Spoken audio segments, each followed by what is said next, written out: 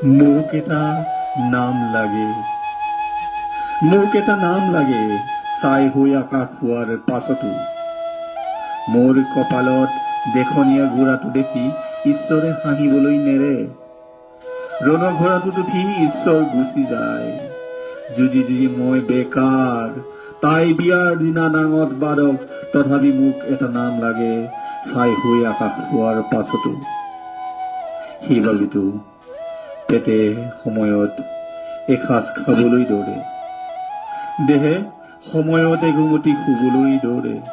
সময়ত দৌৰিবলৈকে মই দৌৰি থাকো।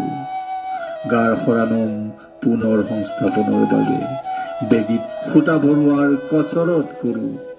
গাড়ীৰ খুন্দাত ৰাস্তাত ছটফটাই থকা কুকুৰটো, বৰফেন দেহৰ নঙঠা পাগলটো, শীতৰ চকু গাত লুকুৱাই ৰখা চুৰটোক পিঠিত তুলি ৰণঘোঁৰাটোক হৈ দৌৰিব পৰা হলে, এটেপা খাই এগৰা সিহঁতক দিব পৰা হলে মই পাৰিবই লাগিব।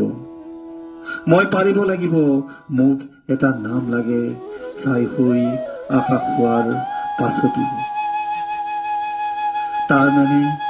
তাৰ মানে মই দৌৰি থাকিম, দৌৰি পৰিম, দৌৰি গৈ থাকিম। ঘামে মচিব কপালৰ দেখনীয়াৰ ঘোঁৰা। তেনেকৈতো এদিন এডিছনৰ বাল্বটো জ্বলি উঠিছিল 10,000 বাৰ চেষ্টাৰ মূৰত। মোক এটা নাম লাগে ছাই হৈ আকাশ পোৱাৰ পাছতো। টমাছ আলভা এডিছনৰ দৰে 10,000 বাৰ চেষ্টা চলিব। উজলিব মৰা মানুহৰ চকু, মানৱতাৰ জয়গান বাজিব।